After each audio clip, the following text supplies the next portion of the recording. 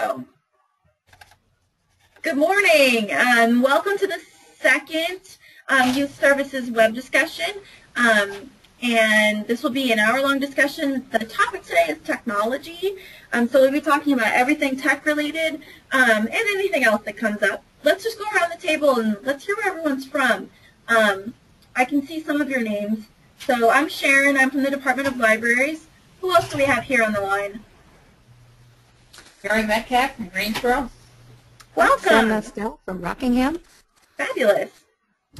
Marie Schmuckel from Warren. Welcome. Jill Coffin in Williston. Good morning. Hello. Janet? Paige? All right, well, maybe they'll join us in a bit. All right, so let's talk a little bit about technology.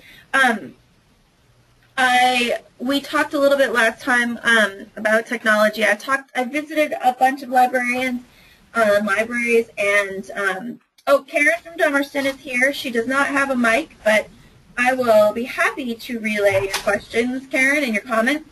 Welcome. So technology, some of the things that people have talked to me about are policies, trying to set up things like Minecraft. I've talked to people about using laptops, devices, wireless, everything. So what kinds of things are you guys working on, and what are you interested in with the kids? What are the kids using even? Well, Minecraft is so popular. I would love to know if anyone's had any success with setting up any Minecraft program. That is still really popular. So yeah, I'm trying to see if we could work out something, but no luck so far. Okay. Also, robotics. Robotics is huge, and I have had the hardest time trying to find someone to run a robotics program with us. That was something I was curious about. Excellent. All right. Has anyone had any luck running a Minecraft program? Nobody? Yeah. Seriously? Crickets? All right. Well, I ran a Minecraft program when I was in Massachusetts. And the way I handled it was easier to use devices. I was lucky enough to have 2 iPads. And we used the iPads, and the kids would bring in devices. You can run Minecraft on Kindle Fire, on iPhones, iPods, all kinds of stuff. I found it easier to use devices because then you can connect to each other when you're in the same room, and then you don't have to worry about getting a server. Yeah, that's the thing, yeah. Yeah, so that's how I avoided the whole situation, because I didn't have a lot of tech support, which I'm guessing you guys don't either. Right. So if you use devices, you don't need a server, because what happens is you can connect to each other. They will find each other, and you can just join the same world. So everyone who logs in, let's say I log in and I say I create Sharon's world, and then everyone can come join me there. And you can only join worlds that are within your wireless range, which keeps everyone kind of in the same place. The problem is that as far as I know, and I only know what I've learned from the kids, is that laptops and computers run a different version of Minecraft than the app on the devices, and they can't connect to each other. Oh, okay. So like they bring their own devices then? Yeah. I would have, when I ran it, I usually had about a dozen kids, and I mean, obviously Massachusetts is a little different, and I had 2 iPads that were the libraries. I brought in my own iPod Touch, and I let the kids use that as well, and then they would bring in their devices, mostly Kindle Fire, sometimes iPads, iPods. Sometimes parents would let them play on their phones. Would you feel comfortable, like I have my own iPad, we don't have them for the library, do you feel comfortable with them using it? I did, but I kept a really close eye on it. Yeah. It's totally up to you. I wouldn't blame you if you didn't. Yeah. It's because it's, it's your personal property, and the kids are not exactly careful. And yeah, it's totally up to you. So the thing when you use laptops and computers is then you have to think about things like servers. I have never created my own server. I'm not that advanced. What I've done when we did use laptops is tried to search online for safe servers. But and then inevitably what would happen is the kids would be like, no, this is a better server over here, and they all log in there. I lost control of them pretty quick. Because, they can pretty much do whatever they want once they're connected to the internet. So I didn't like that much. Yeah. Okay. So well, that's good to know. That's my story. I mean, the thing is, the software changes a lot, and that was what was going on in the fall. So things might have changed. The kids, honestly, they didn't really care what they were playing. They just wanted to chase each other around and set things on fire. Yeah, I can see that. Yeah, right? And I had a couple of, bullying situations where I'd be like, all right, who's bologna sandwich, and why is he setting everyone on fire? And, had a little talk with Mr. Bologna Sandwich about why he's setting people on fire. And these are all things that only happen in children's librarians. But other than that, it was pretty fun. So, thanks. It depends on what you have in your library. I would suggest making friends with the kids and asking them, what they're using. I have a couple of kids that would be pretty helpful on that, so I think you're right. Go that direction. The kids know everything. Here in Rockingham, I purchased a block of Minecraft licenses from Minecraft.edu. Yeah. And we just have it installed on the computers all the time, so they can log in and play whenever they use their computer time. Nice. How much is that, Sam? I have to look and see if it's changed. We bought them a while ago. Yeah. But Minecraft.edu does offer discounts for libraries and schools, and they have a lot of help if you did want to set up a server. Okay, thanks. And do you ever have any trouble with them connecting to servers that are super violent, or I don't know? So far, that hasn't happened. Excellent. What age were we playing the Minecraft? Oh boy. Karen was suggesting maybe TechSoup. I don't know. I haven't used TechSoup.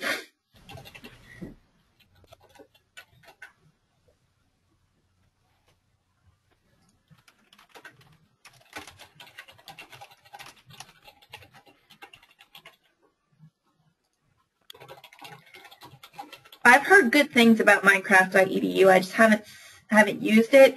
I had trouble getting my library to pay for anything because they thought, I don't know, they didn't like the paperwork. So what I ended up doing personally was I set up a Minecraft account in the name of the library, and it was $7 to set it up on the iPad, and I just paid for it myself. I wouldn't recommend that, but, in a pinch, the Minecraft app isn't that expensive. And once you have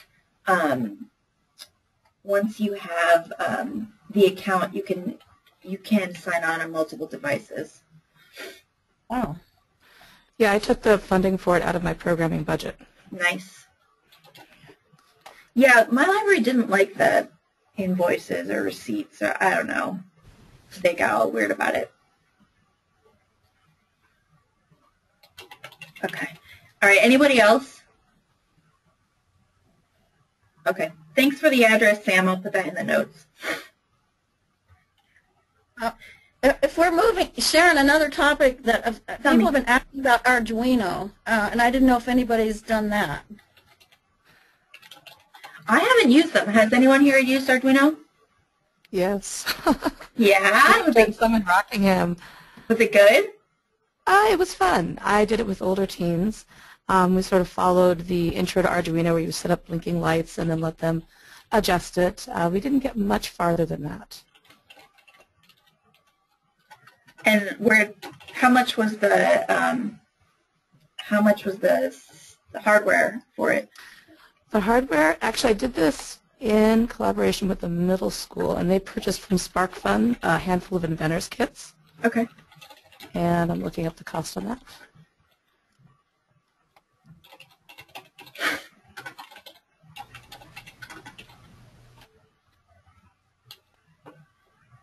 But the nice thing about Arduino is that it's meant for designers, not for electricians or robotics experts. So if you get the Starting with Arduino book, you can walk through the first steps of using it with kids, and it's pretty easy to use. Excellent.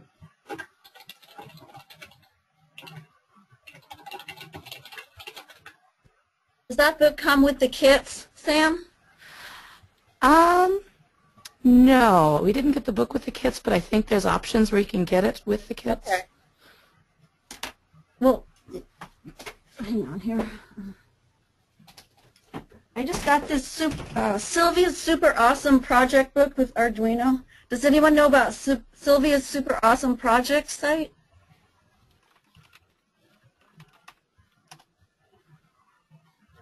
It's supposed to be really great. I haven't used it much. Marie says that her inventor's kit from SparkFun does have a book with it. Oh, okay. Thanks. Excellent. All right. Does anyone else do any kind of other robotics? I saw Rebecca logged in. I know you do some maker stuff. Have you done anything with robotics? So, you're referring to? I couldn't hear you. Oh, I'm sorry. You have you done anything with robotics?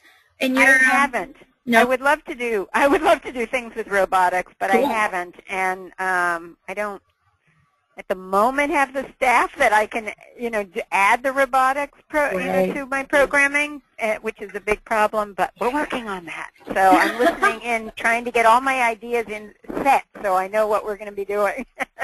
Excellent. Well, what kind of things have you done? I know you have your Tech Tuesdays. What have you been working on? Well, I know that you have a low staff level over there. So what have you been able to pull off?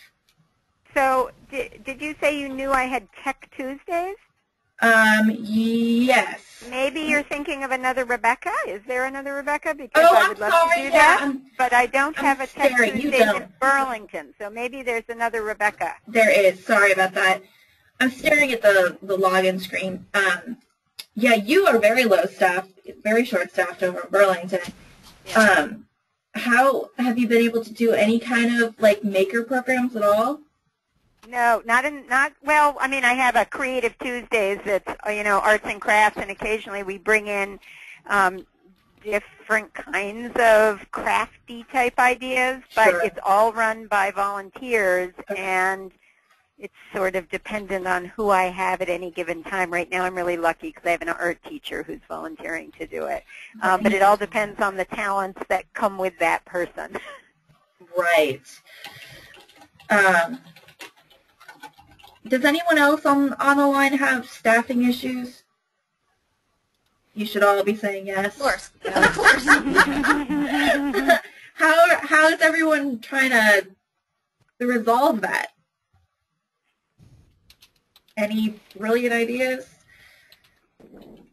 We just draw in our teams as much as possible. Yeah, volunteers. Yeah. Yeah, I've relied on interns coming to me, and fortunately I've had some terrific interns who've either library school students who have come that want to do internships in the summers. I rarely get them during the year, but occasionally I'll get university student, but we build what their internship is going to be around, what their interests and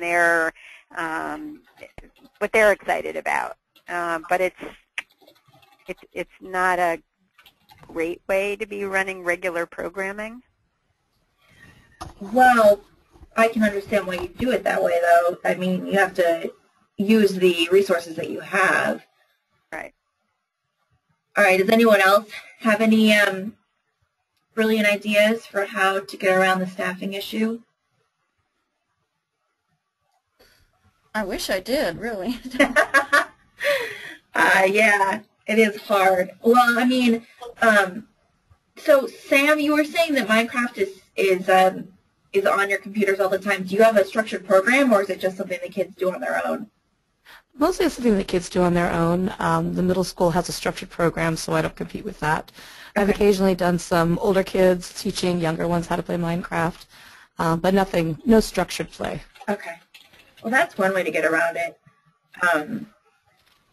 I think someone asked about the ages for Minecraft. Sam, what ages do you find works best?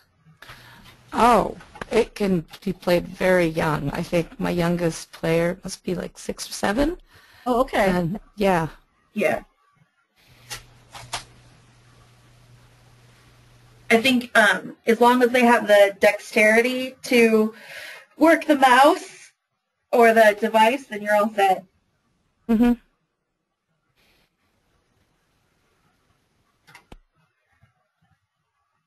Do your kids,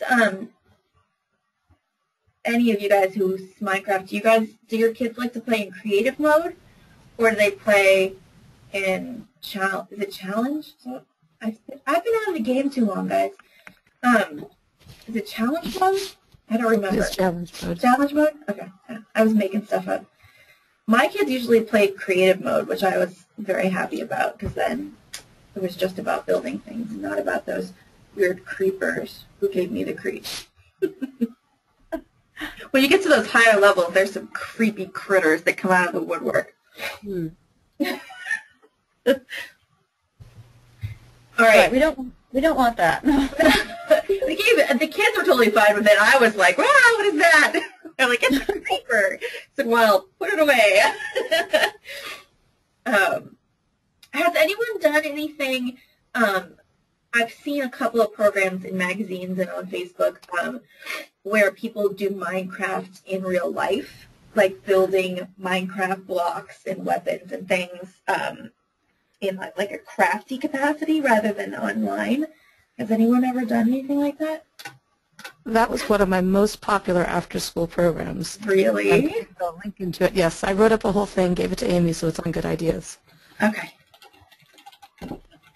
I love the pictures from stuff like that. I saw it this last Halloween, the last couple of Halloween, a lot of kids dressed up as Minecraft characters or with Minecraft blocky kind of, axes and weapons and things, and taking them, trick-or-treating with them, which is just adorable.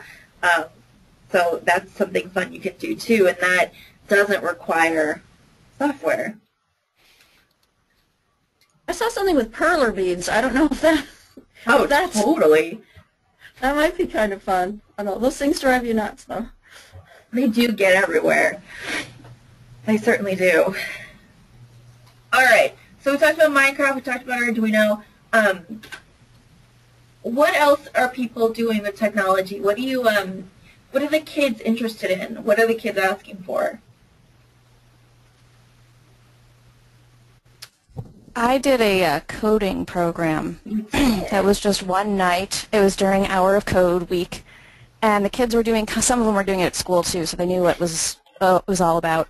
And it was the easiest program. I just brought in every laptop that I have at my house and used the library's computers too.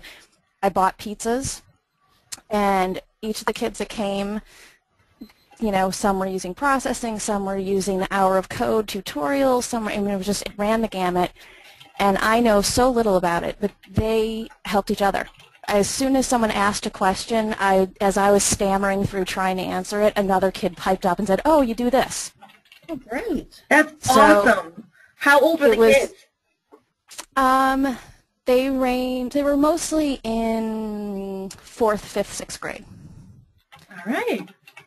I know in Burlington they're doing Hour of Code at school, and I've been asked in Burlington to have computers available for the kids over the summer as part of the summer reading program to be coding. I'm in the process of seeing if I can get a hold of computers since we have only 2 in the kids area. And I'm looking to set up a bank of laptops that will be primarily for use for the coding. I'm hoping that I can get, and I just haven't had a chance to do it yet, and I know nothing about it, get a password. The schools are going to set me up so that I can do it first to try it out, hopefully in the next couple of weeks, as if I was one of the kids so that I can see what they do. And supposedly it's really simple to do, and the schools are really excited that we're interested. So That sounds like a lot of fun. Yeah. Excellent. Yeah, it was one of the easiest programs I could have imagined doing. Like I opened the library when it wasn't open, and the kids came. They ate, they coded, they collaborated. It was fabulous. Is that in the evening? Yeah, I did it in the evening, so like 5:30 to 7. Okay. It just happened to work. It avoided all the after-school activities. Right. And you may have said this. Was it for what age was it recommended for? I think I advertised it as 9 and up. Okay. That being said, my 7-year-old was there, and she was happily doing, because she was doing Hour of Code at school too, so she was online. They have a program where you get Elsa to skate around. It's a program. That's fun. That's really And actually, what's really cool is now whenever she comes to the library, she has to come when I'm working or whatever, she said, "Can I get on the computer and can I do coding?" Like that's her association in her head. That's great. That's really cute. Yeah. Excellent. Yeah, I like that. All right. All right. So whenever I go into one of your libraries, I always look to see what the kids are playing. And see, sometimes they tell me, and sometimes they won't talk to me. You know how it goes. But what are the kids playing besides Minecraft? Is there anything else becoming really popular? Can you tell what the next new thing's going to be?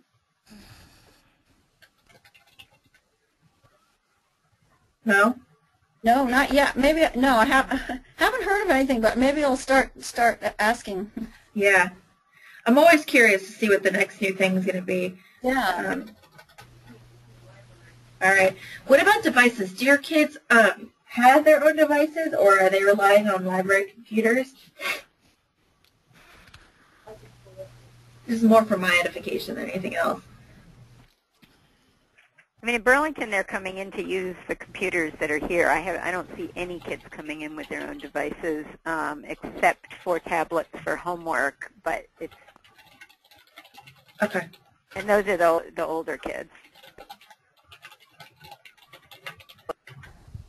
What about some of the other libraries? Do kids come in with their own devices, phones, iPods, Yeah. iPads? Lots in Williston, just to weigh in. Yes. Okay. And in Rockingham, we're seeing a lot of devices, tablets. We have some, not very many, in Warren. And actually, I have a question. I have a policy question. Yeah. Because at an after-school program, it was supposed to be kind of Legos and board games. My own child, my older child, had her phone out and wasn't participating. And I was kind of wondering, do you have any sort of policies for if you're at a program, like participating in the program versus burying yourself in the... And as soon as one kid gets the device out, you know, all the other kids are gathered around the device.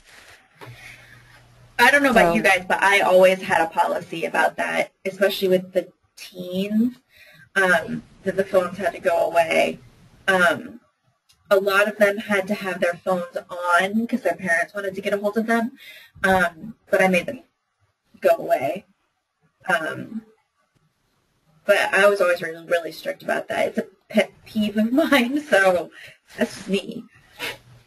Does anybody I always announce also that that kids put their phones away. My biggest problem is the parents who come into the room and use their phones, and they're sitting in the back of the room or sometimes in the front of the room, Right. and with their phones while the kids are in the program, and I have a really hard time with that. Yeah. Has anyone had a parent whip out their phone during story time? Yeah. I have. It's ridiculous. Someone whipped out a laptop during story time one time and started to do work. And, yeah, I was kind of stunned into silence. And it's pretty hard to render me speechless, but I was. So I had to have a little announcement at the beginning about how devices need to go away.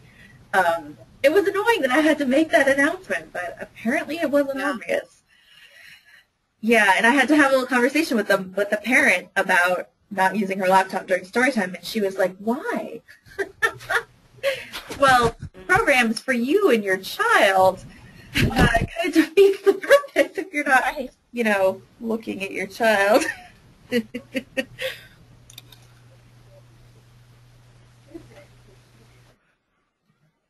All right, what about other policies? Has anyone run into, I know I talked to Emily in, where the heck is she?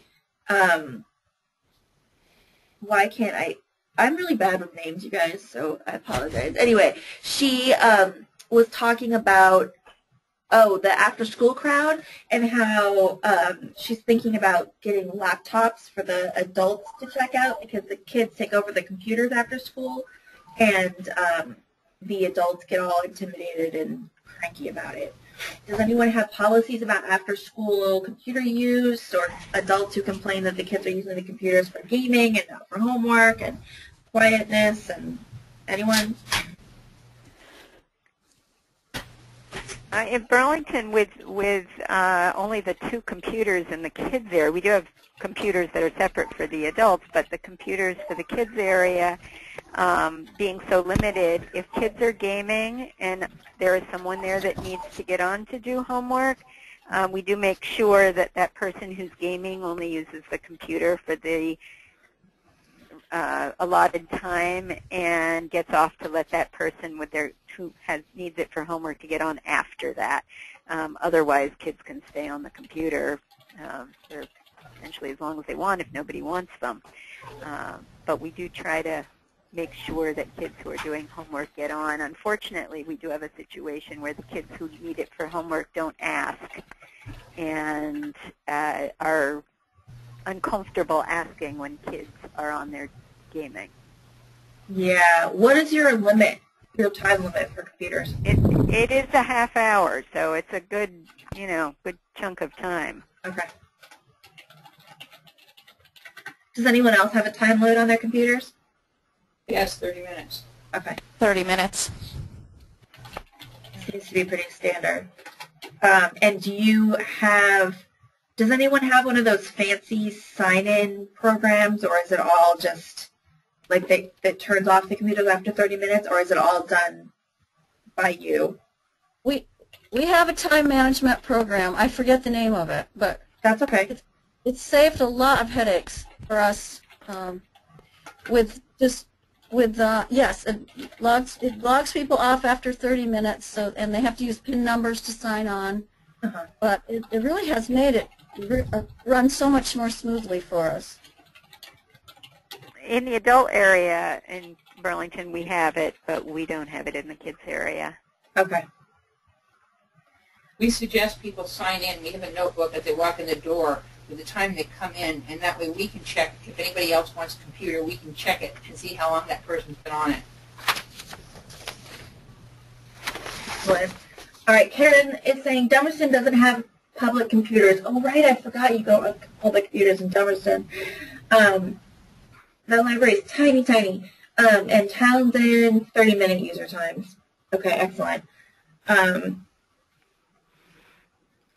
If anyone here hasn't met Karen, she is a rock star who runs 2 different libraries, Dummerston and Townsend. And Dummerston is about the size of my office, and doesn't have any public computers, but has a couch, which I don't have in my office, so her space is better, clearly. And now she's laughing at me. Excellent. What about filters? Does anyone here have filters on their computers, internet filters? No, we don't. No in Williston. Good. We don't in Burlington. Okay. It's okay if you do. I'm not going to judge you. I do sometimes look over kids' backs to see, because I have found them using inappropriate stuff, and then will quietly suggest that maybe they should be using something else. Maybe they should be going somewhere else. Aha, that's what I'm interested in. Yeah, I know. We've had conversations about that. Do you have a written policy for what is inappropriate? Yes, we do have a written policy for, it's pretty general, but we do have a written policy. And since my husband was a teacher at a local school, it's very easy, because it'll be the kids coming in who are one of his students, and if they're on porn, I can just look at them and say, you don't want to use that here. So it's mostly pornography that you're limiting? Yeah. Okay. So one of the things that the conversations come up is violence. So we live in a country that tends to restrict sexuality more than violence, and which becomes a challenge for us when we're working with kids. So what about violence? Has anyone had trouble with kids playing violent games or watching super violent things? I know when I was a teen librarian back in the day, back at the beginning of Al-Qaeda, and they had videos of beheadings, and my teens would watch them on public computers that were open to everybody, and I really struggled with that because technically it's not illegal, but I really felt like, you know, it wasn't something I would want the entire library watching. You know, Right. I had no policy about it. Has anyone run into anything like that? I've had problems in the, and I don't know if it's problems or not, but in the kids area in Burlington, now of course I don't have adults in there, but I do, and the oldest kids that are allowed on the computer are 8th grade, the others go into the adult area. But it's mostly, I would say, 3rd, 4th, 5th graders who are, and older, who are using the computers for violent games. Sometimes violence in other ways, but usually it's games. And I have parent after parent who comes in and often stop allowing their kids to use the library because of what their kids are either watching other kids do, or because their kids are going on the computer themselves and playing violent games. Right. And it doesn't really I mean, I give them the talk about, you know, parents having the responsibility here, not the librarians. But it's a tricky one. Parents have asked for meetings with me, with meetings with the director, with, you know, they are really upset about this. And I used to ban all violent games and watch over their shoulders, and I've since stopped doing that because I really do believe in the ALA policy, but it's probably one of the worst things I'm dealing with right now. Yeah, I really feel for you. It's a tough situation. So let's talk about it. This, you know, the bottom line is that the freedom of information, people should be allowed to look at whatever they want. But when we're dealing with kids, you know, things get fuzzy. And there is a difference between what ALA says and what and what the law says and local policies. So I'm interested to see, you know, what people are doing. There's also a difference between what's written in a policy and what you do in real life. Hi. So I'm interested in having a discussion. Again, there is no judgment here. This is a very tough discussion. So Karen says she had a message left on her answering machine saying their child couldn't use the computer. I was glad when the 16-year-old didn't show up again. Yes. We can't be parents. We're not in local parentis, and we can't look over the kids' shoulders all the time. And, of course, pornography is illegal, especially in the children's room, but nothing else really is. So, thoughts? Well, in Rockingham, we made our youth library card double as parental permission to use Unfiltered Internet. Okay. So when parents sign for that card, they understand it's unfiltered access to the collection and everything else. And that it's their responsibility to parent their kids. I'd actually never heard of that. I was talking to Emily about that. I've never heard of anything like that before. Does anyone else have anything where the parents sign off on Unfiltered Internet? No, we don't. We don't.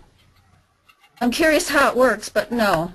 Okay. Looks like Brattleboro does it as well. I'm curious about this because I haven't heard of it before. So basically when parents get a library card for their kids, they're signing off on Unfiltered Internet access. That's the big difference between the youth and adult cards. And kids who don't have a card, whether they're non-resident or just visiting, can have parents sign a computer-only account form so that they have access to the computers. Interesting. Is that what you do in Brattleboro as well? Yeah, we just have, if the kid get a card, then the parents can sign up, and they can either have free access to the internet or just a game card. So you can get on the computers just to play games if your parents don't want you to have unfiltered internet access. So when they How get do you it, monitor it? Yeah, how do you do that? it depends on what code you get. You get a library. We have 2 different color cards, and you type in your code. And if you type in the game-only code, there's no internet allowed on the computer, like into the login information. And then if you type in the internet access card, then you're allowed to get on the internet. That makes me a little uncomfortable, I have to say. Restricting kids' internet access. Yeah, the ALA, freedom of information, and I'm not blaming you at all. I'm just commenting. Says kids should have access to information. And that includes the internet. I know this is a totally sticky situation, but yeah, that makes me a little uncomfortable. I mean, they can get on the internet if they're, it's just dependent on what the parents want to do, Okay. I guess. So if their parents say they can have internet access, they can have internet access. And if their parents say that they can't, then... Right. So how old do the kids have to be before they are no longer considered youth? Rockingham at 16 and older. Okay. Yeah, and I mean, kids bring their own, if they bring their own devices, they can do whatever they want. So sometimes we have lots of kids with their own devices. Right. There's no, it's not like we police them and they're like, oh, you can't use our internet. Oh, right. that would be challenging. I guess playing devil's advocate, or kind of what Sharon is getting to, is what if the parent is just trying to restrict that child from accessing, what if it's a conservative Christian family and they don't want their child to have any exposure to anything that's outside of their family belief system. And and the internet could be their opportunity to get information. I don't know. I can see what Sharon is saying. Right. It's tough. It's really tough. It's a really tough situation, and there are no right answers here, because as librarians, we're supposed to provide information, unfettered information to kids that they need, and you're right. What if they're looking up something about gender identity or... Right. I don't know. it makes me pause. But on the same token, I totally understand why parents would want to restrict. I don't know. I am trying to do research on all of this for you guys. There aren't a lot of answers, I have to say. I've been trying to find policies out there, and I've talked to the Office of Intellectual Freedom, and they're not getting back to me. And I have a lot of questions about all of this, because what I would love to do is to write up a sample policy for you guys. And I'm not, basically what people do is they usually write up policies that are in response to SEPA, which most libraries in Vermont don't have a problem with, or it's basically just says, here's the information, Bill of Rights, and kids' rights to use the library, because there's that whole Bill of Rights for kids, and they kind of leave it at that. Of course, every library, especially those of you who are 501c3s, you can have local policies. They just can't violate somebody's civil rights, which is where it gets sticky. And I totally understand all of the problems with it. I've lived it. I know what it's like. And it is very hard, especially, like Rebecca said, when parents are threatening not to let their kids come to the library anymore. We don't want that either. Yeah. Yeah, and I actually have a lot. I mean, it's not, it's not just a few. I have a lot now who have refused to let their kids come. We're right across the street from one of the big elementary schools, middle school in Burlington, and parents have refused to let their kids come on their own after school, which is what a lot of kids do. And I've been talking with a lot of the parents. Yesterday, even I, had a long talk with one of the parents, and she said, "Yeah, you haven't seen us because I don't let the kids come because I know that the kids are allowed to use the violent games, and I don't want my kids even seeing that." And what does your director say?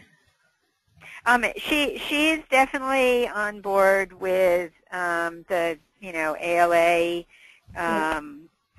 freedom of information, that we cannot, the response has to be that it is not our responsibility to watch what the kids are doing unless it's porn, and that is clear. That right. If there's something that's if it's porn, that's illegal. That's right. Not But if it's not illegal, then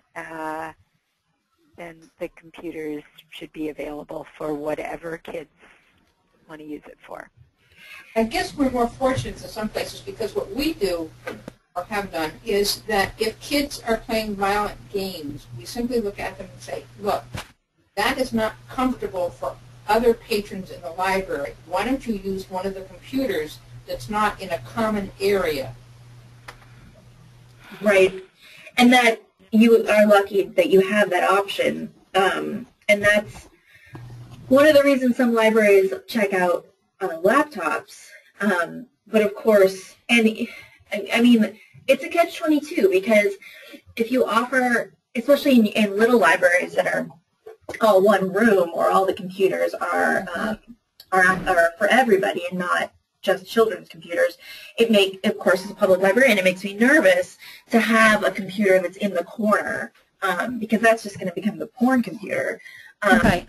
And, we don't like that either. And I kind of like the idea of being able to see everyone's screens. But, and I don't know. And one of the things that we hid behind in my last couple of libraries was, and I use hid behind because it was a local policy, is that we always had a policy that if your behavior was disruptive to other patrons' enjoyment of the space or access, that we would talk to you. And so if somebody complained, and I don't, this is sticky, but my directors have always said that you as an employee could be that person who complains. because you are a member of the community and it is your workspace. So if somebody complains about something, then you can't go and talk to the person about whatever it is they're doing. And usually, in my experience, if you just go up to someone and say, hey, everyone can see your computer, and I'm talking about pornography here, or soft porn or whatever, I'm not an expert and I don't ever plan to be, then they'll usually shut it off. But then again, we used to have some creepy guy who came into the library and who liked to change he used to make the screens showing hardcore porn on all the computers, and then he'd leave. Yeah, he did that at the school so much he got himself fired, so he just came to the public library. Oh my God. It was awesome. God. Oh. I know. So what do you do, I know. And then the police yelled at us because we didn't keep track of who was on the computer. So, I mean, I feel your pain. I really, really do. The violence thing, I don't know what to say about it. I really don't. But I have been in this situation. However, the first-person shooter games were just coming out when I first became a librarian. And people used to have problems with that. And those were so much less violent than the ones that are coming out today, honestly. I don't know.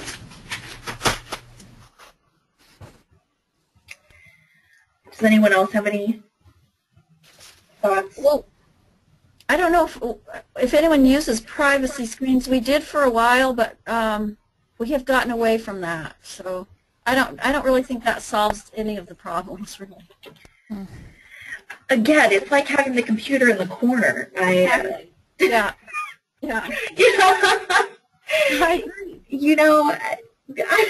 I get it. Yeah. They have Boston Public Library used to have the monitors that are set down in the table. You can only see the screen if you're right behind the person. Yeah. But again, I don't know. I just don't know. Well, I'd love more information, Sharon, if you find out anything. I will definitely pass it on. I'm going to keep poking at this. We just go on common sense right now, pretty much. I don't have a real solid policy for it. Okay, so you don't have a computer policy at all? Well, we do, but not directed specifically at violence. Right. Which makes sense. It's probably not something you want to have in writing, because it's not an official policy. Because, I mean, your policies should really only be about legalities. Yes. Right. It's about what you do in practice. And if something's watching it, and, Rebecca has a point, if someone's watching something and it's bothering everybody else, I don't know, is that different than somebody screaming in the children's room, and asking them to be quiet? I don't know. I really don't know. Sharon, I would also love, if you're looking at different policies, I've been looking at them also, to just for the wording, if we're going to put signs around saying that the internet access is open for kids or available for kids. Just the type of wording for signs that people are using or would be great, because I feel like I need to post it so that parents are aware, if we're not, because we don't ask that, ask anything when we get the cards. I'll take a look. Wording for the parents and for the kids. Yeah. Well, and I'm wondering too, Rebecca, if it isn't a cultural thing. Sometimes patrons have to be trained to do certain things and to use the space a certain way. And I wonder if, and there are also cohorts of people who have certain ideology or certain issues. So I wonder if you're just not in the middle of a cohort that's specifically, and this is a simplified way to look at it, but maybe you just have a group of people who are very sensitive, and and it's a matter of training them that it's going to be okay. Right. Maybe, I don't know. I hate to see you losing patrons, I really do, but if that's the reason that you're losing patrons, I wonder also, are they going to come to you next and tell you that they don't like that you let their kids check out whatever books they want? I don't think so. Because I talk to these families. Anyone who comes to me. I mean, it just makes me wonder how many aren't coming to talk to me about it. And I try to bring it up with families when I don't see their kids after school anymore. I bring it up and say, are there any issues? Why they don't come or what? So, and I don't think so. I think that because we bring that up and we talk about the books and talk about and I think that's the issue. All right, so it really is the internet. Okay. Yeah. Well, and I think it's also a general discomfort that even though we've had the internet for a while, we're still all trying to figure out. It's scary some of the the stuff that's going on the internet, and we're all working through that. I think so. Yeah, it is true. And it's wonderful, but it's scary. Right. And as we all know, filters don't work. And, right. And so I totally understand why you do what you do in Brattleboro. It definitely protects you and makes the parents take notice. But the whole thing is just so messy. I mean, we love our kids, and we want them to have access to stuff, but, yeah. All right. I will do some research for you all, and I'll see what I can come up with. I can't make any promises. Like I said, I've been waiting to hear back from some people, and I haven't gotten anything good. I've been talking to people across the country, and nobody has anything good. Policies are all really vague and really open, which in some ways I can understand and is good, but on the other hand,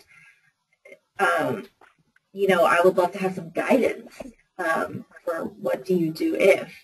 And if no one's willing to write any of that down, I don't know what to say. Yeah. All right.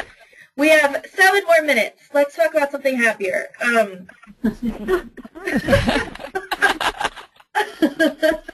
What else have people been doing with technology? Anything good, or do you want to move on to something else? What is we've talked about devices, we've talked about computers, we've talked about the internet, we've talked about Minecraft, Arduino.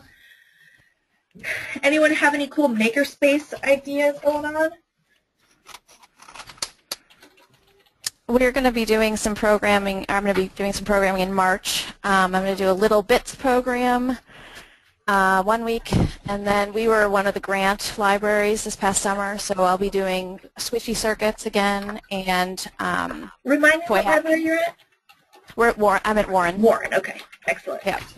So we'll be doing toy hacking and squishy circuits. Nice. Yeah, so I'm excited. The kids are excited.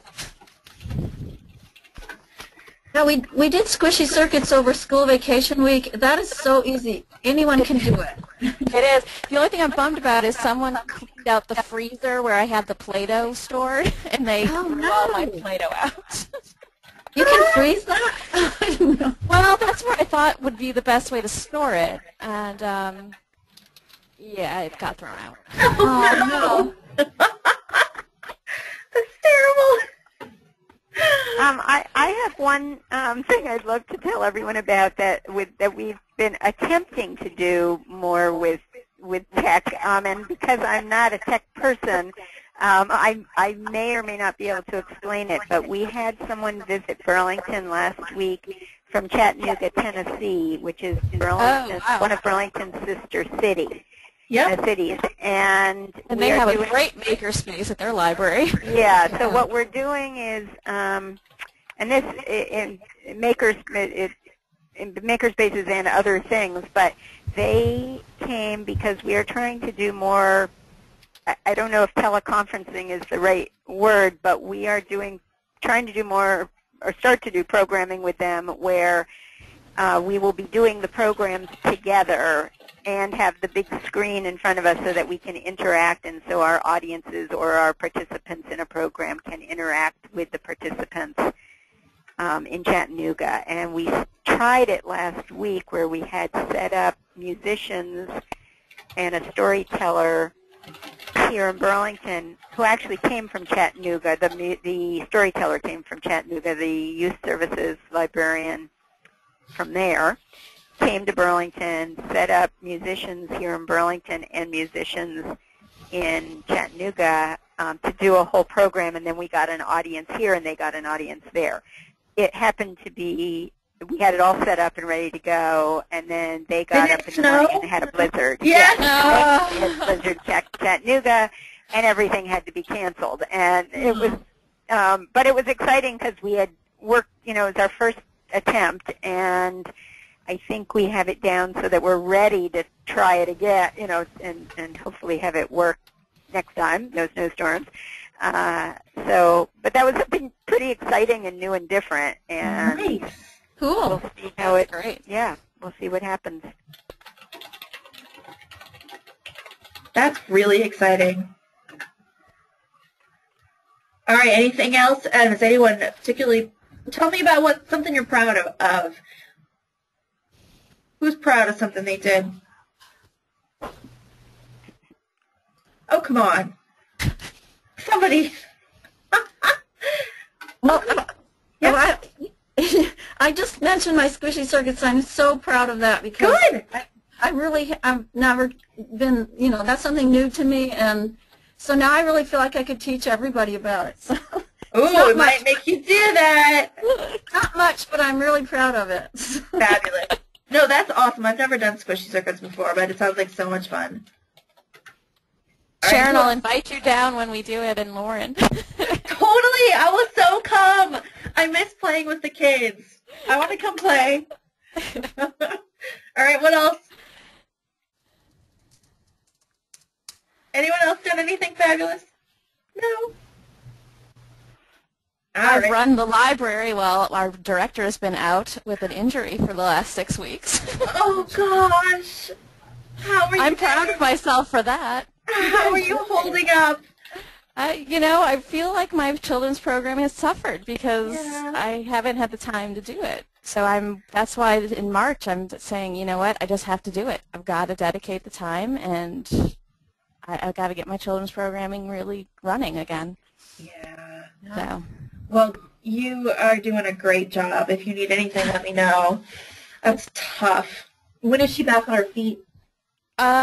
She came back one day last week, and she's coming back one day this week. But she still can't put weight on her foot, so getting her here is hard. She can't drive herself. She can't. It's a production. Ugh, that's just, yeah. I'm so sorry. Well, you're doing great. Trying. You're trying. You're still kicking. All right, so we have 2 more minutes. Is there anything specific anyone would like to talk about next month? I was thinking maybe we could talk about teens. Yeah, I'm looking for some hot new books for summer. I have to do book talks for middle school and teens. Okay. So I would love to have people's thoughts on what would be fun to promote for summer book talks. Well, you know what? We'll be making our decisions. The DCF committee is making our decisions on the 15th of March, and GMBA is making our list on the 10th. So I'll have lots to tell you guys. So do you want good. to? Oh, You want to do a book session? We can talk about books we've read. Anyone? I'd like the materials review session, something similar to that in terms of being able to know what to buy for the kids would be great. Well, I've been doing podcasts. Have you seen the videos I've been putting together? No, I haven't. I didn't know you were doing them. I'd love to know. Do you get the library newsletter? Yeah, but I haven't paid. I haven't noticed that. So send me If an you email. have trouble, let me know. But they're in the newsletter, and every month I've been doing a video highlighting the new and exciting books that have come out. And then I'm going to be doing another series about what I've been reading. Of course, I'm on all these book committees, so I have had some struggles. But, Karen, I'm glad you have been listening to them. So I review probably a dozen books every month to tell you what's hot and new coming from the publishers.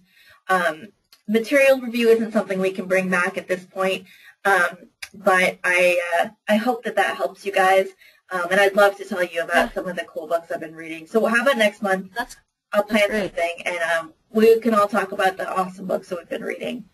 That sounds like an easy one. All right, I will post this recording and the notes as well. Thank you for coming.